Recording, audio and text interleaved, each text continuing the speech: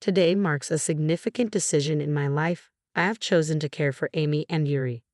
Upon my husband's return, he brought along his sister and her child. He determined that we would share our home and provide support for them. I couldn't fathom how he could prioritize his sister and niece over our own daughter and me. It became unbearable. How could he neglect his responsibilities as a husband and father? I've reached my limit. I'll end this marriage myself. Thus begins my tale of retribution against my detestable sister-fixated husband. My name is Emilia, and I've been wedded to Ethan for 5 years. Together, we have a precious 4-year-old daughter named Luna. Our daughter, born shortly after our marriage, is simply enchanting. She's the center of our universe. My husband and daughter, they're my cherished family. However, it appears my husband doesn't share the same sentiment. One evening, as I waited for my husband's return, Luna and I busied ourselves in the kitchen preparing curry. "Mommy, when will Daddy be home?" Luna inquired. And Daddy seems to be running late today. I wonder what's keeping him," I replied. It was unusual for my husband, who typically arrived straight home from work, to be absent even past 7:30 p.m. Still no response to my calls or messages.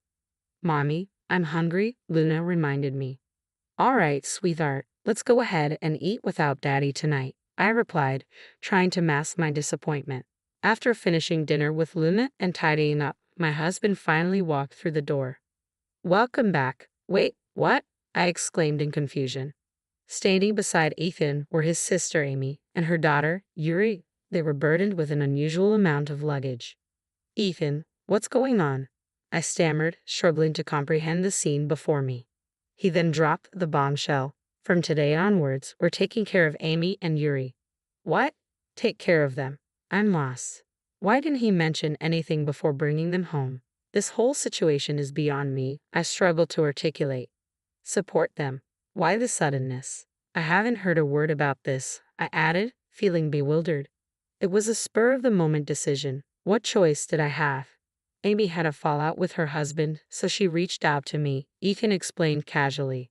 "And for how long are we supposed to support them? We barely have enough space in our apartment," I pointed out, hoping he'd recognize the inconvenience. But my husband seemed unfazed. "Can't you let them use your room?" he suggested, as if it were the most obvious solution. "My room?" I echoed, incredulous. "You can move into Luna's room, then we'll have a spare room for Amy and Yuri," my husband suggested, as if it were the simplest solution. I was speechless. Did he expect me to accept this without protest? Why should I tolerate all of this when we're the ones providing for them? It made no sense to me. With a forced smile, my husband ushered his sister and niece inside, saying, "Make yourselves at home from now on." Without a hint of apology for the abrupt intrusion, they made themselves comfortable on the couch, engrossed in the TV. I pulled my husband aside, whispering urgently, "Have you lost your mind? Taking in Amy and Yuri out of nowhere, and our budget is already tight." My husband let out a frustrated sigh, his expression turning sour. "Come on, Amy's in a tough spot, and you're acting so heartless. Can't you show a little compassion?" My husband chided.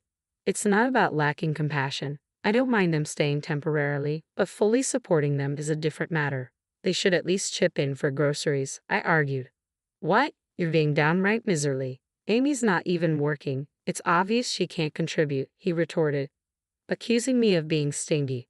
"Your opinion doesn't concern me. My sister needs help.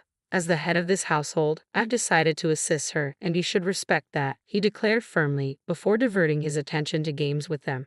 To add insult to injury, the curry I'd saved for tomorrow disappeared, devoured by my husband and his guests. Throughout the evening, I endured my husband's scolding. "Make sure you prepare more nutritious meals for my niece," he demanded. It struck me, had my husband ever shown this level of concern for our daughter's nutrition? Apparently, he could muster such care only for his beloved niece. My husband wholeheartedly sided with his sister, disregarding my feelings entirely. To make matters worse, he branded me as a miser for worrying about our finances. "She can't chip in for groceries because she's not working. That's not my problem. Regardless of their struggles, we can't afford to support them indefinitely for free," he stated bluntly. The next day, and the day after that, my husband doted on his sister and niece, barely acknowledging me and our daughter. "Amy, I picked up the cake you wanted," he announced. "Oh, Thank you, Ethan, Amy replied, her gratitude directed solely at him.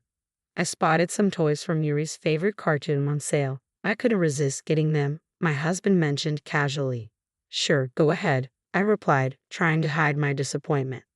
The cake was exclusively for his sister and niece, and naturally, the toy was intended only for his niece. Both our daughter and his niece were around the same age, so it wasn't difficult to imagine that our daughter would also appreciate some cake and toys. But I had to endure a little longer.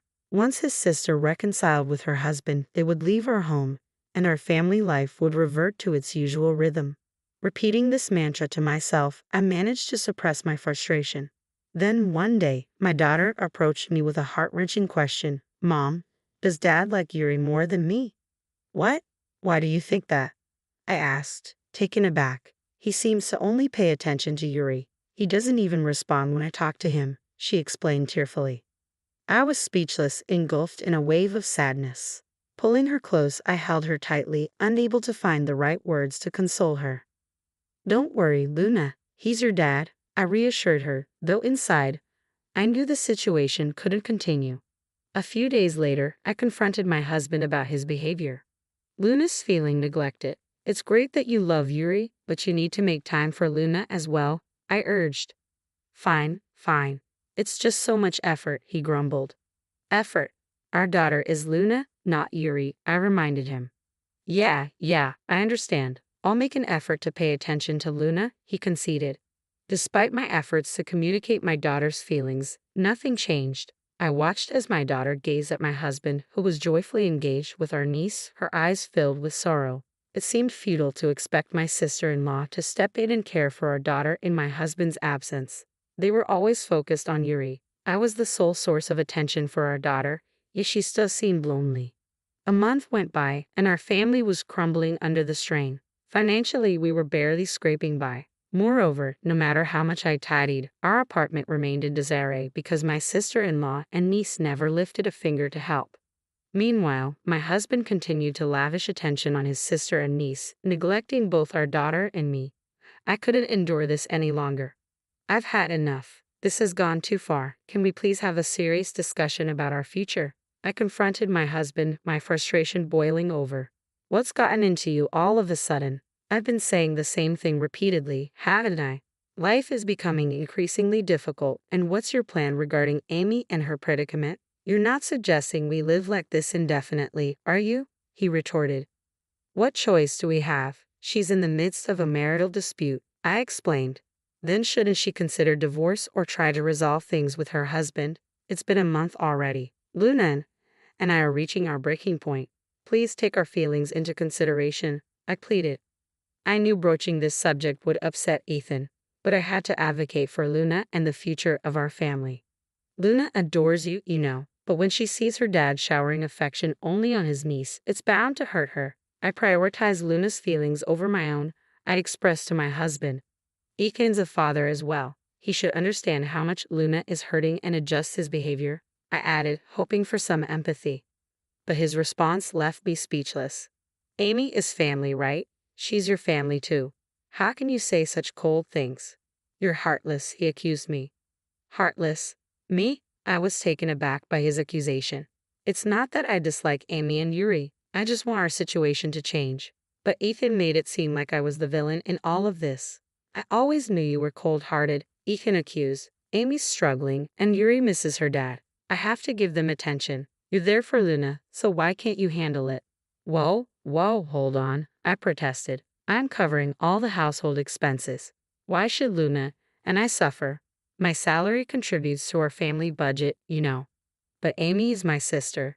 That makes her your family too. Yet you're always so distant, Ethan argued, laying the blame squarely on me. His cold gaze made it clear that his sister and niece took precedence over our daughter. Then he dropped a bombshell that left me stunned. Amy wants to stay here, so we'll be taking care of them from now on. We're responsible for everything: food, clothing, and shelter. In that moment, all my hopes shattered. I realized I was foolish to believe that talking would lead to understanding. Our old life was gone, irretrievably lost. I met Ethan's gaze squarely and uttered, "Fine, then let's get a divorce." My husband's expression morphed into one of disbelief. He seemed utterly perplexed by my declaration. After a tense silence, he stared at me incredulously. Divorce? What on earth are you suddenly talking about? You're joking, right? Do you honestly believe I'd joke about something like this? If you're going to dismiss mine and Luna's feelings, then I won't prioritize yours either. I'm going to make the best decision for Luna and ensure our happiness, I affirmed, resolute in my stance. He probably never anticipated me raising the topic of divorce. His disbelief was palpable as he scoffed, talking about divorce. You couldn't possibly handle raising Luna on your own. Sure, single parenting is challenging, but it's far better than enduring this. If you're serious, then go ahead and file for divorce. I'll even sign the papers. But remember, if you have a change of heart later and decide you don't want a divorce, it'll be too late, I asserted firmly. Do you really think I'd back down? I produced the papers I'd prepared earlier and handed them, along with a pen, to him. He froze upon seeing the divorce papers before him, making no move to fill them out. What's the matter? Aren't you going to fill out the papers? I pressed, urging him to take action. Oh no, he muttered, visibly shaken as I placed the pen in his hand. Come on, fill it out. You said you would, didn't you? No, I was just joking, he protested weakly. What a joke. You dared me to divorce you, claiming it'd be too late to change your mind later, and now you're too scared to follow through. Pathetic, I spat out in frustration. Shut up. I'll fill it out, okay? He snapped, scribbling his signature on the paper and thrusting it at me. There, I signed it, happy now. Get out, you're annoying, he ordered, his irritation evident. I remained composed as I countered, no, you're the one who's leaving. What? Huh? What do you mean? Huh? He spluttered in disbelief. This apartment is under my name, remember? And since you started supporting your beloved sister, even with your contribution, we couldn't cover our living expenses, so I had to foot the rent alone. Yet you had the audacity to keep living here without any guilt. Are you stupid? Are you out of your mind? Suddenly, a voice interrupted our argument. Wait a minute, what's going on here? Amy, my sister-in-law, rushed over and grabbed Ethan by the collar. Then she exclaimed, You promised we could stay here indefinitely. So you were lying. Amy, it's not.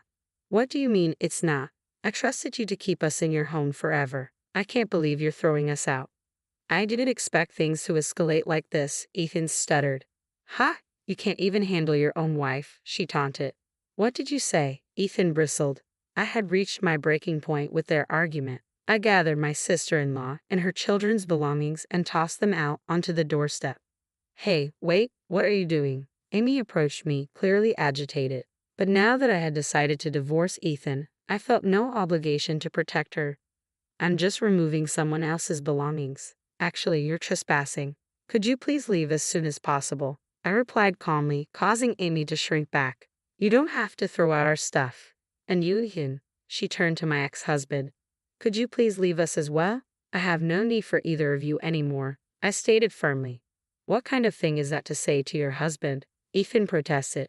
You're not my husband anymore. You're my ex-husband, I stated firmly.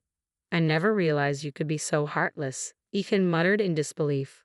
Well, that's your problem now. You've crossed the line. If you think your sister and her child are more important than our own, then why don't the three of you happily live together? I retorted. Where are we supposed to go if we leave here? Are you seriously kicking us out? Ethan protested. I don't care. Do whatever you want. Now, get out. I'll call the cops if you don't, I declared, my patience wearing thin. Once I confirmed that Ethan and his sister's family had reluctantly left, I shut the door behind them. It was unlikely I'd see them again. Glancing around the room, I noticed my daughter, Luna, staring at me with a puzzled expression. Mama, where's Daddy gone? She asked innocently. I'm sorry, Luna. Do you think it's okay if it's just Mama and you from now on? I inquired gently. Luna hesitated for a moment, her expression thoughtful, but then her smile returned. I'll be okay as long as Mama's here. I'm fine as long as I'm with you, she reassured me. She rushed into my arms and I held her tightly. Yes, even without my husband, we would be all right. Together, just the two of us, we could find happiness.